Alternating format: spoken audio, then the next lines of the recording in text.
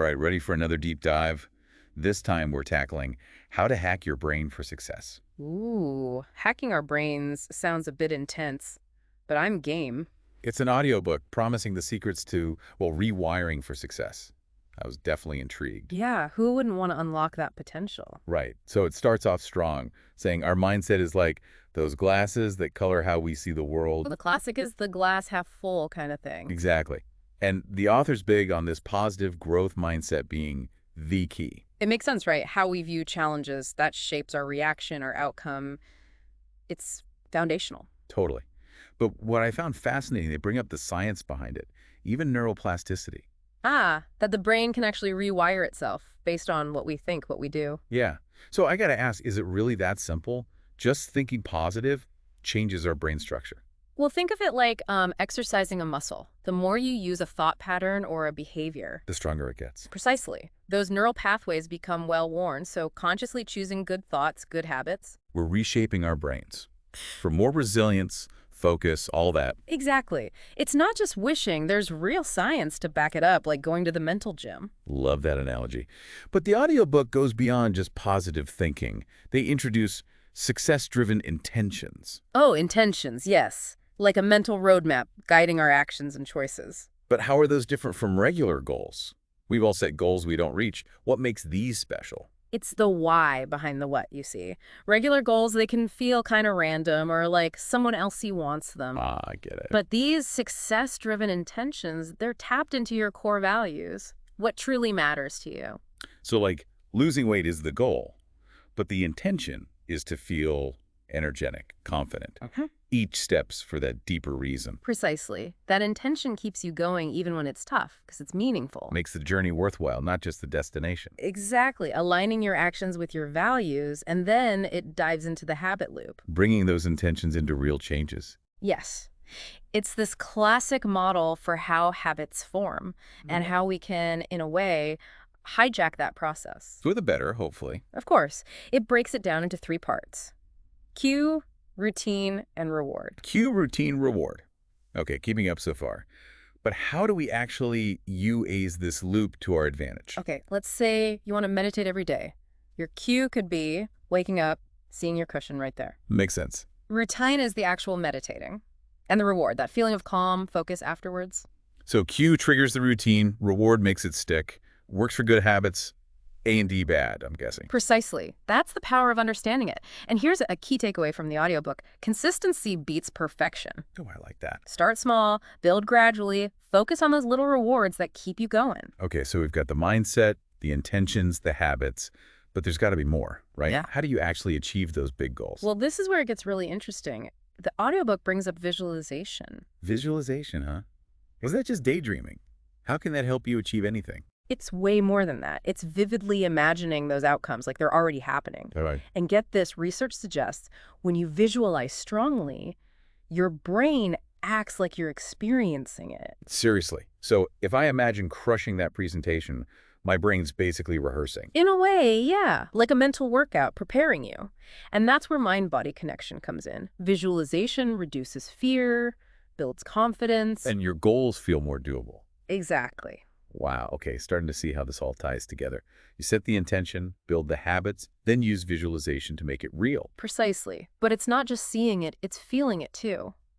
Imagine those emotions. How will you feel when you succeed? So it's not just, I don't know, closing your eyes and hoping for the best. There's more to it. Definitely. The audiobook suggests imagining the steps along the way, not just the end goal.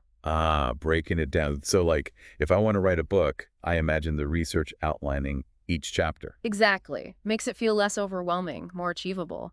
And don't forget those emotions. Excited, proud, grateful. Makes sense. Emotions are powerful motivators. But is there like a right way to do visualization? Well, find a quiet spot, focus, close your eyes, take some breaths, really immerse yourself. They suggest doing it daily, maybe 5-10 minutes. Consistency's key, like with any habit. All right, visualization. Mind blown. What else is in store? What other tools can we use for this brain rewiring? Well, can't forget the power of our inner voice, right? That's where positive self-talk, affirmations come in. Affirmations, huh?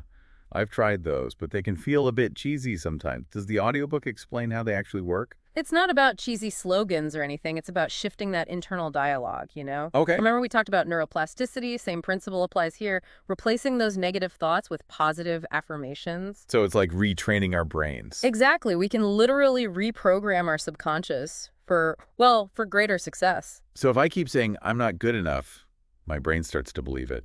Unfortunately, yeah. But the opposite is true too. If you replace those thoughts with, I am capable, I am worthy. You start rewiring those pathways. Exactly. But the audiobook stresses consistency is key here. Maybe start your day with some empowering affirmations or repeat them throughout the day. So like when things get tough, instead of doubting myself, I use those affirmations to remind myself what I can do.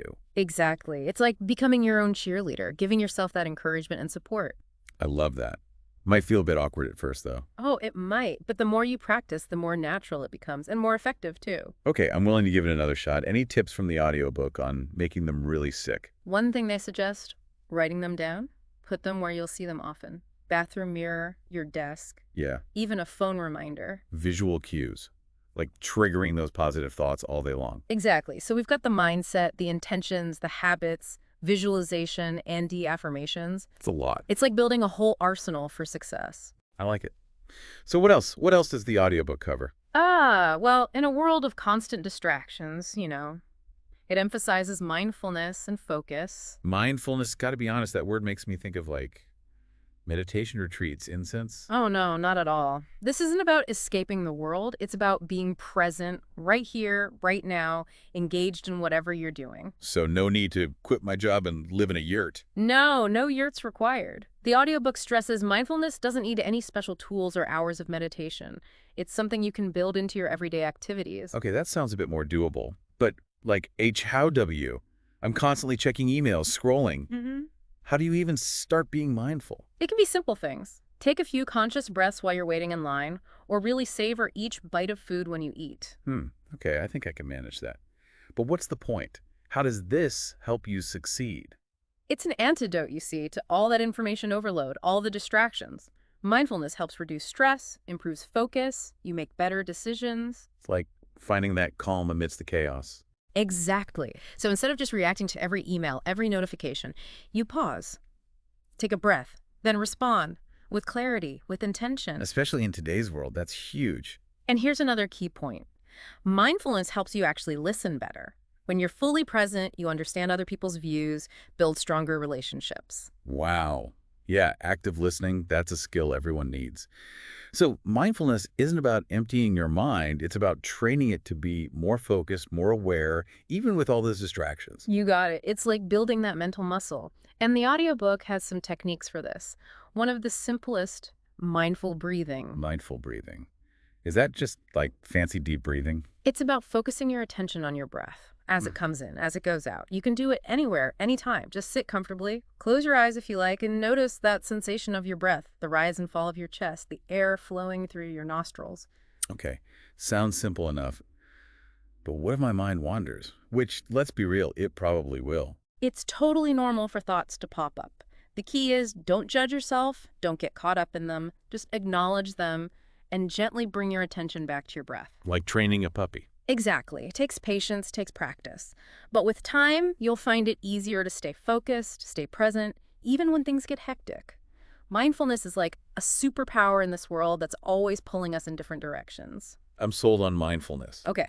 But now I'm curious, what about something most people try to avoid? Failure. Does this audiobook just say, think positive? Or does it acknowledge that things don't always go right? It's a great question, and the audiobook doesn't shy away from it at all. In fact, it encourages embracing failure as a stepping stone to success. Embracing failure. That seems a bit backward.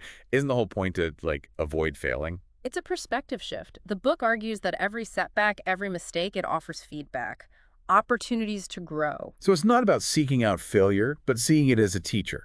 Precisely. So instead of beating yourself up over a mistake, ask yourself, what can I learn from this? How can I do better next time? Turn that negative into a positive. Exactly. The audiobook suggests reframing failure as a redirection, a course correction on the path to success. Okay, I like that. But how do you actually DO that? It's easy to say embrace failure, but when you're feeling down, discouraged. One tip, Think back to times when failure led to something good. Things didn't go as planned, but you learned a valuable lesson or found a new opportunity. It's like realizing that what feels like a failure now could open doors later on. Exactly. And it's about forgiving yourself too. We're often our own worst critics, dwelling on mistakes. The audiobook emphasizes self-compassion. It's okay to make mistakes as long as we learn and keep moving forward. Self-compassion, forgiveness, reframing failure. This audiobook is packed with some serious mindset shifts. But let's get practical. How do we actually start rewiring our brains day to day? Are there specific strategies? Routine? Definitely. It talks about creating a daily success ritual, a series of practices that support your goals, your well-being. Daily success ritual. I like the sound of that. Setting yourself up for a good day. What kind of practices are we talking about? It emphasizes things like gratitude, setting intentions, and physical activity. Okay, those are familiar. But how do they fit into this ritual? Why are they so important? Well, starting your day with gratitude, it sets a positive tone. You focus on what you're thankful for, creates a sense of abundance. Okay, Then setting intentions, that's aligning your actions with your goals, your values. It's like a roadmap for your day, making sure you're moving in the right direction. So starting your day with purpose. What about physical activity? Where does that fit in? Movement isn't just about physical health, it's mental clarity, energy, even a short walk, some stretching. It wakes up your body and your mind. Primes you for the day. Exactly. So does the audiobook give specifics on creating this ritual? Like, where do you even begin? Yeah, how do you build one of these? It starts with your priorities. What are your big goals, your values? What are those non-negotiables that make you feel your best? So figuring out what truly matters, then building the ritual around that, makes it feel less like a chore, more like a personal roadmap. Precisely. And remember, it doesn't have to be complicated or time-consuming. It's about finding what works for you, something you can actually do every day. Simple, sustainable. I like it. So what are some examples? What kinds of things might people include? Well, gratitude, like we said, is key. The audiobook suggests writing down 3 things you're grateful for each morning. Could be anything, big or small. Gratitude journaling. Check. What about setting intentions? How do you do that in a way that actually works? It's about taking a few minutes to reflect. How do you want to show up in the world today? What qualities do you want to embody? What impact do you want to have? You could even set a specific intention for a meeting, a task. Like if I have a presentation, I could set the intention to be confident, articulate, and engaging. And then throughout the day, I keep coming back to that. Exactly, aligning your actions with those intentions. And then, of course, physical activity. It doesn't have to be a crazy workout. Could be a walk, yoga, even just stretching to get the blood flowing. All right, so we've got gratitude, intention setting, physical activity. We're building a pretty solid ritual here. Anything else? It also mentions the benefits of mindfulness, meditation. Even a few minutes can reduce stress, improve focus, balance your emotions. Mindfulness again. It really seems like that's woven into all of this. It's a foundational practice. Hmm. And you don't need to be an expert. Start with just a few minutes a day, gradually increase it over time. So it's not about achieving some like Zen state. It's about incorporating those moments of mindfulness throughout your day. Exactly. And consistency is key. Even on busy days, try to do a shortened version of your ritual. The goal is to make it a habit, something you naturally do to set yourself up for success. Okay, I'm getting a much better sense of what this daily success ritual looks like. But what about the evening? How you wind down at the end of the day? Does that play a role in all this too? Oh, absolutely. How you end your day, that's just as important as how you start it. The audiobook suggests an evening ritual too, something to promote relaxation, reflection, and getting ready for the next day. So it's like bookending your day with intention. I like that. What kind of practices are we talking about for the evening? One suggestion is to disconnect from technology, like an hour before bed. Easier said than done. But I get it. Let your brain chill out from all those screens. Exactly. Put away the phone, close the laptop. The audiobook suggests replacing that time with calming activities. Reading, a bath, listening to music, spending time with people you care about. So instead of endless scrolling or binge watching, I could be, I don't know, reading a book, having a good conversation. Sounds a lot more relaxing. Right. It helps your brain shift into that relaxation mode, getting ready for good sleep. And speaking of sleep, the audiobook's big on a consistent sleep schedule. I've heard that's important. Yeah. But how does that tie into rewiring your brain for success? Well, when you go to bed and wake up around the same time each day, you're regulating your body's natural sleep-wake cycle. You sleep better, longer. So it's not just about enough sleep, it's about consistency. Does the audiobook say how MUCH sleep is ideal? It says everyone's a bit different, but generally 7 to 8 hours of quality sleep is a good target. Gives your brain, your body, time to rest, repair, recharge. Makes sense. I know I feel way better after a good night's sleep. Any other evening ritual practices they suggest? They talk about taking a few minutes to reflect on your day. What were the wins, challenges, lessons learned? The classic reflection time. But does the audiobook say how to do that reflection effectively? One suggestion is to keep a journal. Write down the key takeaways from your day. What went well? What could you do differently? What are you grateful for? So processing the day, pulling out the lessons, acknowledging both the good and the areas to improve. Exactly. And by focusing on the positives, even small wins, you end the day on a good note. Sets you up for a more positive, productive tomorrow. I love this idea of bookending your day with these rituals. It's like creating a container for success, starting and ending each day with intention. It's about setting yourself up for success from the moment you wake up to the moment you go to sleep.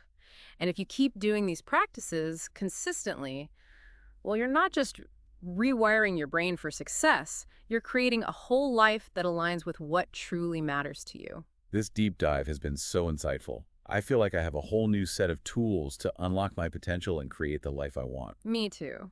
This audiobook, it's a really comprehensive approach to personal growth. It combines the science with practical tips anyone can use.